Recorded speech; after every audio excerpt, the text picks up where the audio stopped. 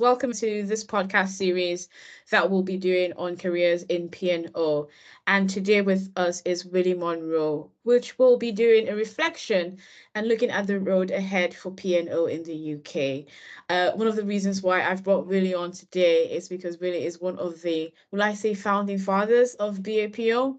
And it will just be very wonderful to have his perspective as to how the profession has progressed from back in the 60s, 70s, up until now, and possibly what he thinks the profession would also look like moving forward. I'm extremely honored to have him on here today, and I hope you enjoyed this conversation between us as well. I was wondering, would you be able to give me a quick introduction of yourself? So basically, what you currently do, and what your professional background is as of now.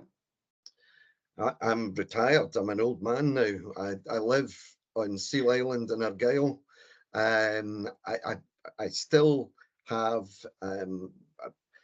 well, let me put it the other way around.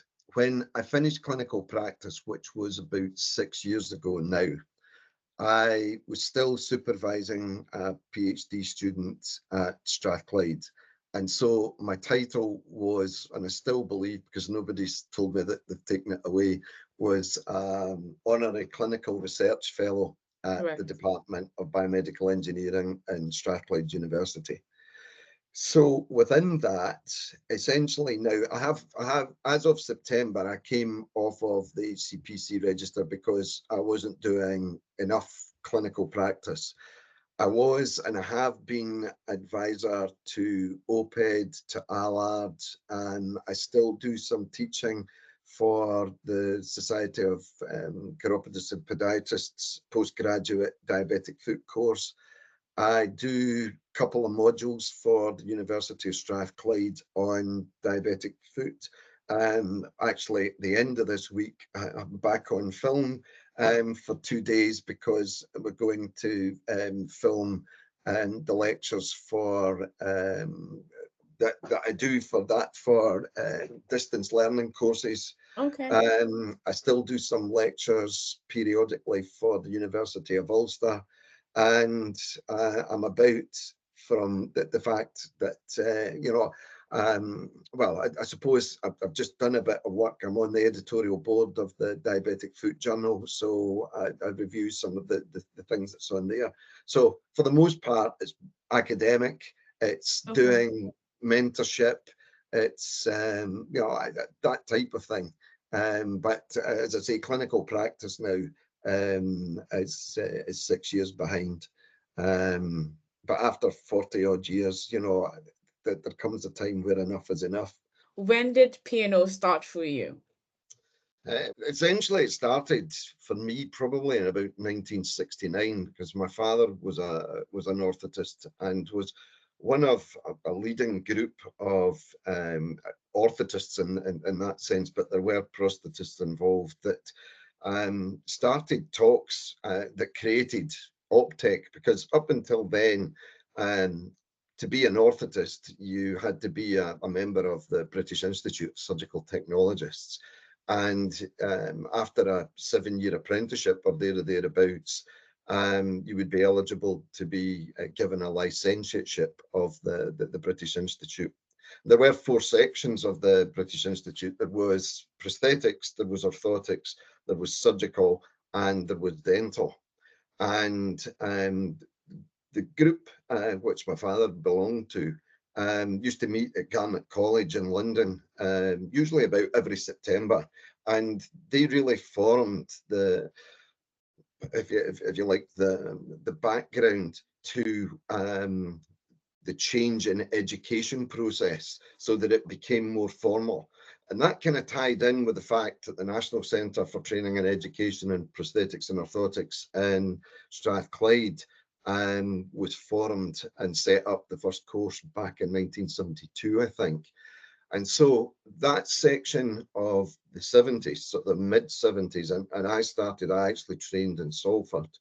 I worked with my father and was very proud to do so because the thing was that he was a very good clinician and he had a good set of friends and workshop colleagues that were good technicians. However, rightly or wrongly, I didn't want to be my father's son. I wanted to be me, but I was Yeah. happy to be my father's son. So I went to Salford, and I think really what came off the back of that is I qualified in 1981. And at that stage, the graduates that had come through Strathclyde, the National Centre, and Yeah. also those that were coming through Paddington and Salford, because Right. certainly in my first year, it was both prosthetists and orthotists that did the academic part at Salford, and then it split. The prosthetists went to Paddington and the orthotists remained at Salford.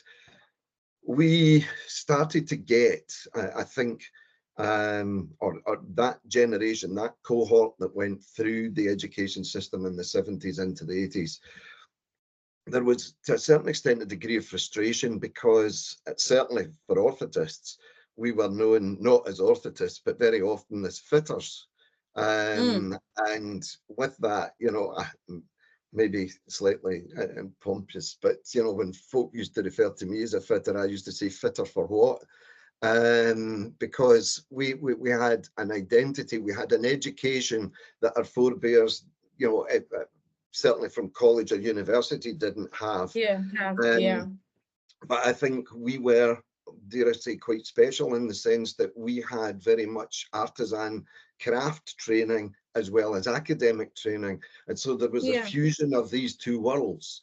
And that then created, and it wasn't, I'd used the word frustration, that's maybe just a bit too strong, but what was felt was that at that stage, that the British Institute really wasn't catering for the needs of our generation that had gone through. Yeah. It had become a bit staid. It was, this is the way that it's always been, whereas we wanted to move things forward. And that's where the birth of APO Okay. came about. Um, Erroneously, it was sometimes seen as a Scottish organisation, but as the ethos of what we wanted to do for the profession spread, we then ended up in a situation where there was the executive of APO, there was the orthotists and prosthetists, well, not boards, but committees of Mm-hmm. BIS. And it became, by the end of the 80s, it became very clear that what we needed to do was to have a unified body that was moving things forward. And our way to do that, and sort of the incentive to do that, was with the discussions that we'd had with departments of health, that what would happen is that if we founded a singular body, we would be looked favourably on joining the Council for Professions Supplementary to Medicine.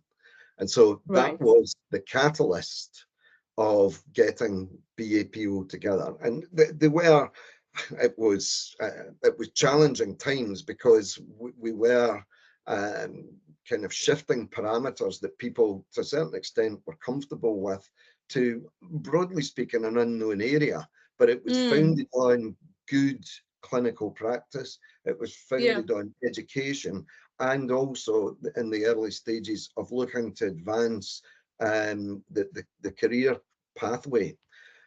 I think some of the challenges that lay there was a two-track system, because primarily in the early days, 60s and 70s, certainly as far as orthotics was concerned, it was more done through the commercial side of things.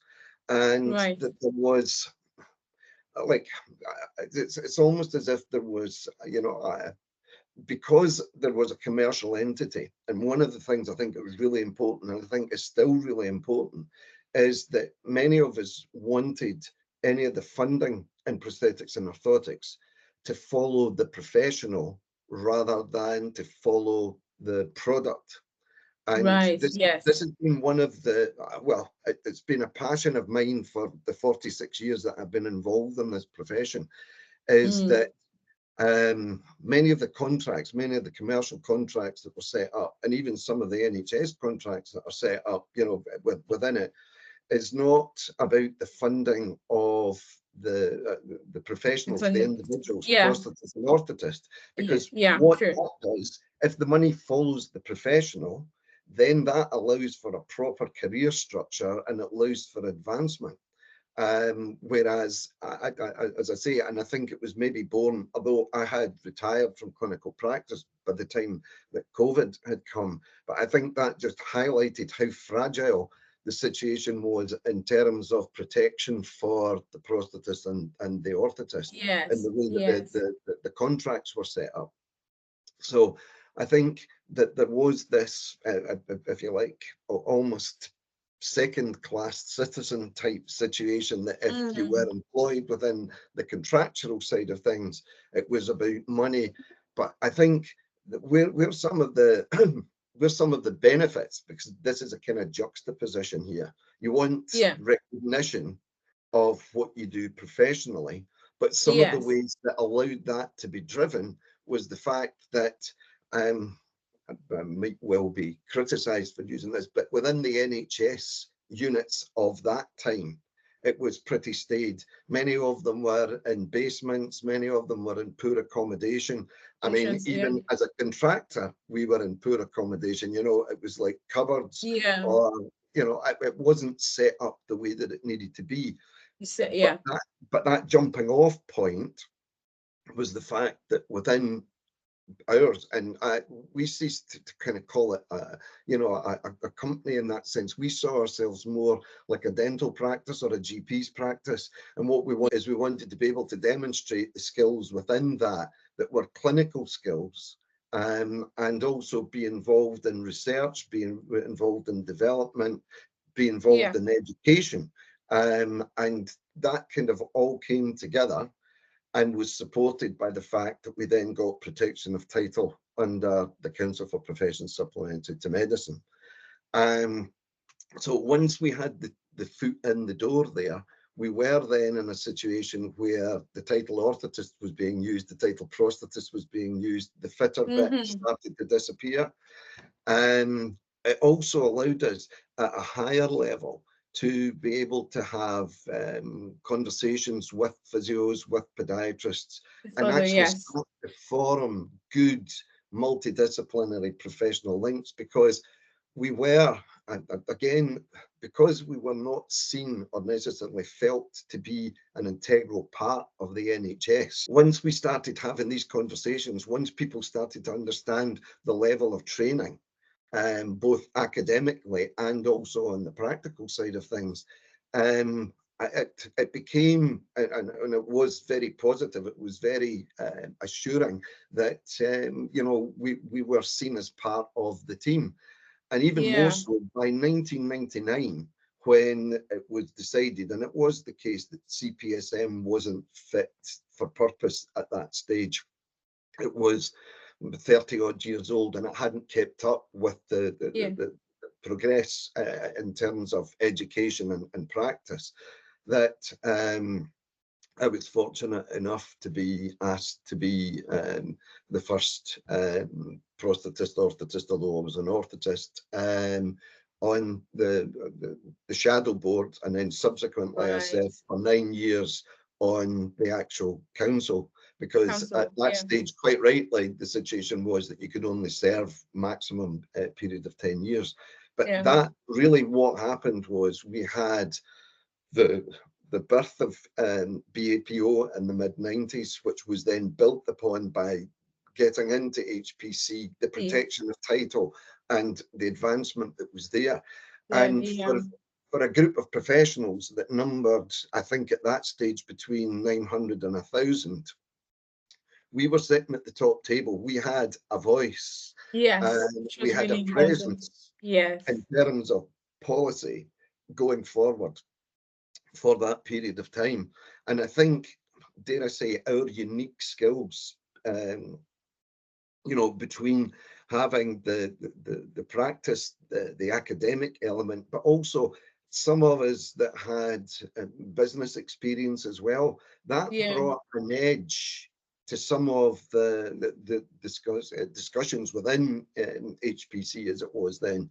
It took it a bit further, because many of the other professions were, if you like, isolated within the NHS. Yes. And we didn't have the broader parameters that we had. And I think, you know, whether it was investigation, whether it was disciplinary, whether it was the education, you know, and the whole package that we gave, I do fundamentally believe that it opened many eyes to many of the other professions and actually set us on a platform that allowed us to have influence and allow them to have influence on us. That there was a Yes. greater marriage, if you like, in Yes. terms of the skills base that was there.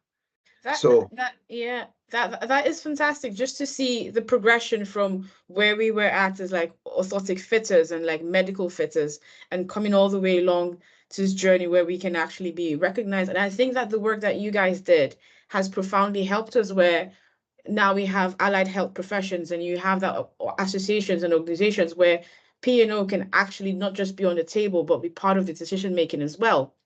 mhm. And I think that's really great that we've progressed so much since then. And you've highlighted those milestones quite very clearly. I was just gonna pick up on something when you said, you know, you've had all of these experiences. You were one of the first people on the shadow board as well. In your opinion, what would you say was the highlight in your 46 so years? Oh, that's there have been lots. There have been lots. I think in the first instance, being able to be involved with a really first class group of prosthetists and orthotists who shared the same principles, who shared the same desires. It was a very good place to be.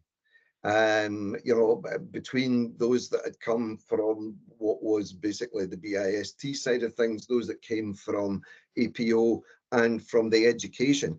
I think whilst we could agree to disagree, and it quite often happened, we left every meeting as friends because the common goal was for the benefit of the Of the profession. association. I think moving on from that, I've enjoyed the opportunity. I've been associated with the teaching at Strathclyde University from you know the mid 80s. Clinical placement supervisor, having the opportunity to share with, dare I say, the young people that were coming through the opportunities that I had. I was very privileged because of the network that my father had, I was able to go and share that there was a chap, he's not known, and yet he was one of the best advocates for orthotics that I think this country's known. His name was Les Smith, and he worked in Right.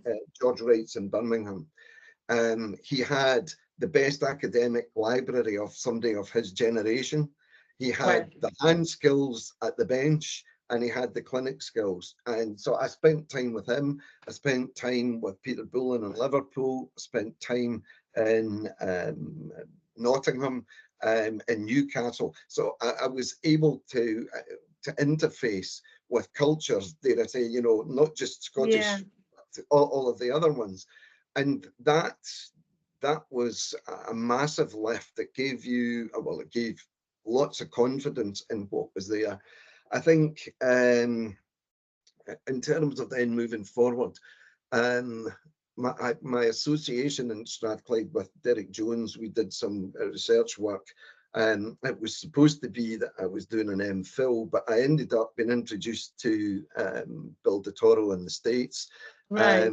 And with that, we then set up a rehabilitation and well, a kind of consultancy, which led Mhm. us into diabetic work, led us into doing work on knees. So that then opened up an even bigger picture because over and above anything that I was doing in the UK, I ended up with consultancies in Scandinavia, Norway, which led into the Middle East and a diabetic project in Dubai and Saudi. I ended up with consultancy in Germany. So I moved through Europe, I moved through Scandinavia, I moved through America, and all of these things basically allowed for professional development Yes. in terms of my own skills, but also a global understanding of how different elements of practice across both Europe and the US actually worked. Yeah. Um, so that, if you like, was a catalyst to be involved with. We had a postgraduate faculty of Professor Mike Edmonds from King's, Derek Jones, Duncan Stang, who was the National Foot Coordinator for Scotland and diabetes, and myself. And we did roadshows across Europe, across the Middle East, and that subsequently led to recognition by the Faculty of Podiatric Medicine at the Royal College of Physicians and Surgeons in Glasgow. And I was awarded a fellowship there for Wow. the work that was done. So all of these things have been, part of the escalator of the enjoyment that I've had, and I genuinely have enjoyed doing the work, whether it be in clinic, whether it be on research, So, whether it be in education, or in the wider form of policy for policy. allied health. So would So you would you say that passion was what drove you to go those lengths for the profession, or would you say there was something else that was your internal motivation to go over and beyond? no, I think, yes, I was passionate about it. I saw the difference that you could make. Watching my father before I, got involved, and seeing the difference, because he had quite a large caseload of polio patients, spinal Mm, patients, and pediatrics was starting to happen. Because bear in mind, when I first started, polypropylene wasn't used. It was all leather or yeah. metal. So, if you like, the advancement of material science leading on to the knowledge that we had, that artisan knowledge, as well as the educational and the academic knowledge, was really important. And I think, to a certain extent, there was a situation where some of, let's say, the older folk who were, if you like, still around, they they didn't they were quite staid, they were quite settled, as sometimes happens. Yeah. This is the way that it's been, and we're doing okay. Well, no, we wanted to go to the next step. I Hmm. suppose it's maybe not the best analogy, but why did we, as humanity, want to go to the moon? Because it was something different, it was somewhere else to go. Yes, Well, yes. within what we were doing, and given the passion that many of the folk had and the abilities that many of the folk had, the situation there was, why not? Let's go for the moon. Let's just push this out and see how far we can go. So, determination, and passion, enthusiasm was all that was there. Because bear in mind, when BAPO first started, we had a membership that was probably 900 people. Mm, We nearly had all of the profession in the yeah. professional body, and the conferences um, were were good academically, but they were a good social environment. It was a bit of a riot. Everybody looked forward to the BAPO weekend. It travelled the country, and I think, whilst we might have had individual enthusiasm and passion to take it on, it spread to everybody. I think, Yeah. people didn't feel, I think, as disenfranchised as I perceive that they feel now. No, yes. And just to lean into that, because I know it might sound controversial, but it is a reality for us that as the profession has grown over the years, there's a little bit of feeling of, oh, I don't really think I'm part of this bigger picture as it was in the beginning. And more people are tending to do things on their own. So there's a lot of sites working in silos, so to say. Uh, Private companies having it different from those who are in the NHS as well. What would you say would potentially be the future of the association, not just the profession now, of the association in the next coming 2 decades, if we continue on this trajectory? I think it's challenging. I'm seeing many of the things now from an observational platform rather than a directly critical platform. But I think that there have been some policies that were put forward, you know, in the period, maybe the late 90s into the 2000s, that, and again, I've kind of fought with my conscience to use this word, but there's almost a kind of apartheid between the commercial side of things and the NHS side of things. And what needs to happen is that needs to be broken back down to the way that it was before, so that irrespective of who your employer is, you are recognised for being the prosthetist or being the orthotist. Yes. And that comes back round to the fact that there needs to be, I think, because I genuinely believe that this is the core of the challenge of getting people engaged, is that the money that pays the individuals needs to be not directed at product or at clinical, you know, when we say clinical service, because it's covered. The money needs to be paid for the work that the professional does. So Yeah. the band 5 is paid accordingly. There is a structure there that allows that band 5 through education and support to become a band 6 or a band 7 or a band 8. And I Yes. think the situation now is, and again, this is an observation, we have colleagues now, quite rightly, that are being seen as consultants.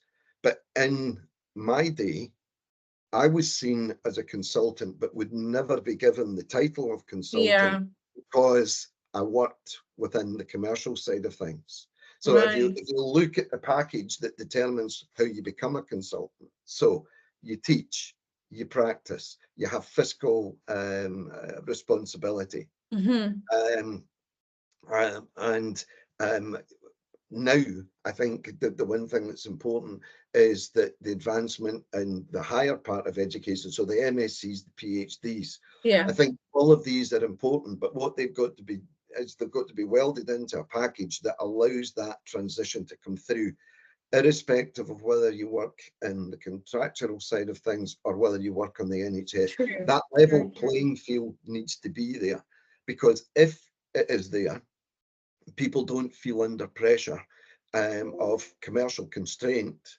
You know, let the product speak for itself, but let the professional develop, support that through. Then we're in a situation where I think people will not feel as disenfranchised. I mean, I Yes. hear, I still maintain quite close contact with many of the folk that were on clinical placement with me. And I think that the biggest single thing that comes through from that generation is that they're not being given the time or the space to be able to develop Yes. within what they want to do. I mean, we were quite fortunate. I think we did within that period of 80s to 90s.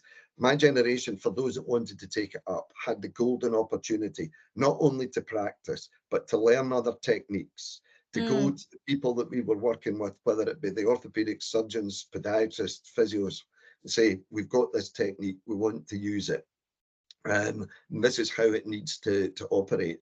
And I was very lucky. I worked with some fantastic people in other professions that allowed the knowledge that I had to educate them, and at the same time for them to educate us. And I think one of the biggest advances, if you like, was we had multidisciplinary meetings that was basically clinics without the patients being there. The records were there, the story was there. And the biggest single thing with the virtual clinic, as we called it, was the fact that despite whatever profession you came from, there was not such a thing as a silly question. Mm. Because with that free and open spirit, people of all professional authority could learn. It was good for the professionals and it was good for the patients. And I think, you know, that again is one of the things that I think needs to be developed, is the Yes. fact that you are one, as an orthotist in particular, is not working in isolation. Yeah. I think the other thing is that within the career structure that there has to be a proper supported mentoring system.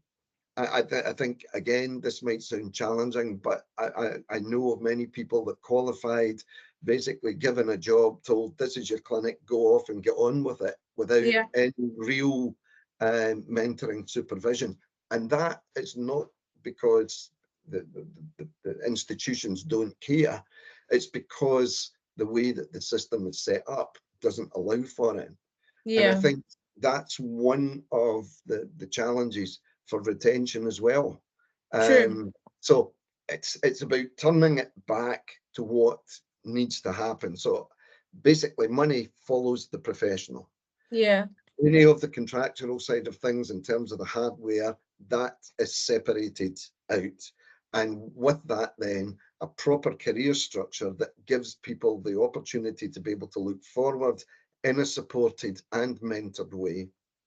I think also I have no challenges about people doing MSc straight after their primary degree or the PhD. But I Yeah. think one of the things from experience that is most helpful, although it's very challenging to do, is get 5 or 6 years under your belt in clinical practice, get to know the landscape, and Yes. then be supported to do the MSc or See. the PhD. Because what you've learned in that period informs the direction of travel in terms of that work that you're doing, that research that I you're doing. I will, And, yeah. and I think that's a massive trampoline in taking things forward. I honestly agree with you, and I have a couple of points to say, especially with this last one that you made, because even following my own experience, I think that it would have been tremendously beneficial to me if I had had that clinical experience before going on to do a master's degree, because like you said, it would have directed my pathway or what I was interested in really, rather than going straight from uni, doing a master's degree, and then coming to clinic and finding out, oh, this is actually what I'm interested in. This is what is actually beneficial for me as a clinician. And I think that is very important, especially for people who are coming into the profession and trying to sort out what ways can they progress through PNO, is to understand that there's the balance to it. You can try to get everything done within a time frame, but there should be a balance to the experience that you have and the education that you have in clinic as well. And I think that most of the concerns you're raising about leveling the playing field for the professionals is now being addressed with the NHS workforce reforms. And I think that even though these policies are still more like on paper, if companies begin to buy into it, HEIs begin to buy into it, we'll begin to have that policy reform that will create opportunities for newly qualified to be better supported. And if we better support newly qualified professionals, we can see them staying in the profession a lot more, engaging with the association as well. So I think that the foundations to a good start is already kicking off. It's just implementation that will be the next big challenge for us to overcome as a profession. Mhm.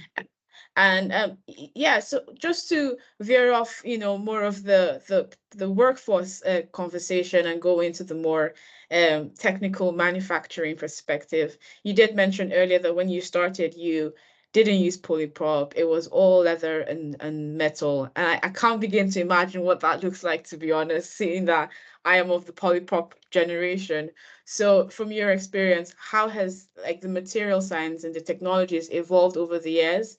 And what do you think will significantly impact the profession moving forward? I think material science is a cornerstone of what we do. And I think in many instances, we lose it a bit because it's channeled within the way that, the, well, in the way that research goes forward, it comes back a bit to what we were talking about, the education there. If you have clinical practice, let's say 5 or 6 years, you then start to think, well, how can I do this better or how can I do that better? And what materials work? How can I engage, like if you like, the escalator was moving from taking plaster casts now to scanning. So Mm, how can we improve what we do with scanning and build that into 3D printing that uses more appropriate materials. Now, historically, what gave a lift to a lot of the materials that are still being used, you know, sort of moving on from the polypropylenes and, you know, carbon Yeah. fibers, was actually work that was done by the American Veterans Association after the Vietnam War. Right. And what my view was that the money that went into that, it was very much more prosthetic orientated.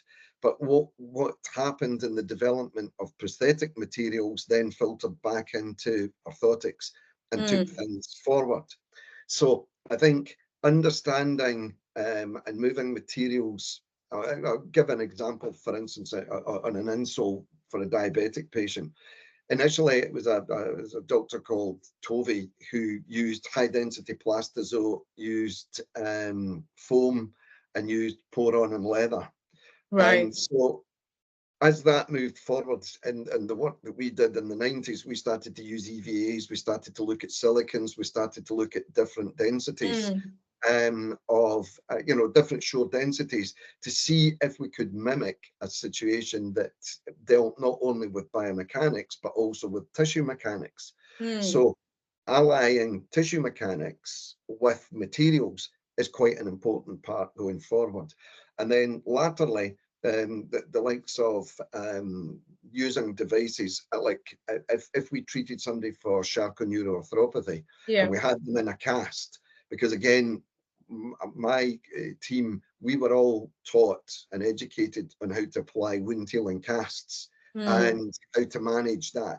And some of that has kind of fallen back. But what we learned in doing that allowed us to use some of the more formal orthotic components like polypropylene or homopolymer, another material called Northvein.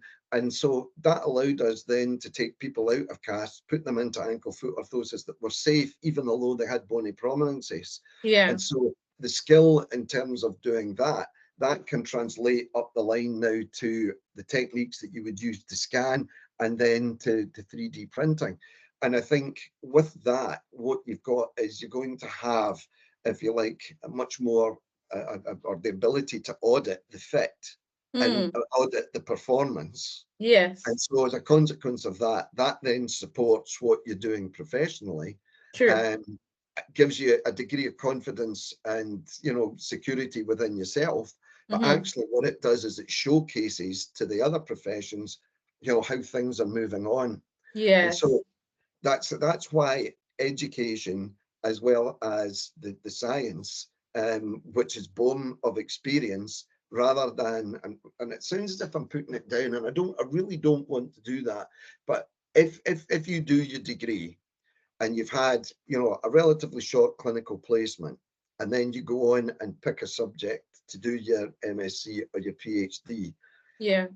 I think that there isn't sufficient maturity of knowledge of on the clinical side of things to allow that to move things forward, to make the changes that allow for material and the technical, I if that completely makes agree. sense. Yes, I agree with you. I agree with you 100%. Thank you so much for sharing bits and bobs of I know this was a short conversation, and I'm hoping that we can continue to do series like this so we can have extended conversations about everything in P&O, and speak to people like you who have been here and who continue to provide mentorship whenever asked. Just as a concluding statement, what would you want to say to the younger generation and to people who are currently in the profession? What would your advice to them be? I think it sounds very twee, but keep your chin up, believe in yourself. Um, these are undoubtedly hard times, and the thing with it is we've all had hard times in the past, and you come through it. You just Yeah. have to have that belief in yourself and do your best. I know sometimes it's seen that the grass is greener on the other side, but believe me, if you can do what is in your heart and what your passion is, then you're not only helping yourself, but the really important thing is we have many people out there who rely on our knowledge and our skill, and they're not going to go away. Yeah. So just dig in and we will overcome, as they say. Yes, yes, indeed. Thank you. That is so concise and precise, and I don't think there could be any other better advice than how you said it. Thank you so much. No problem. Thank you, and have a good day.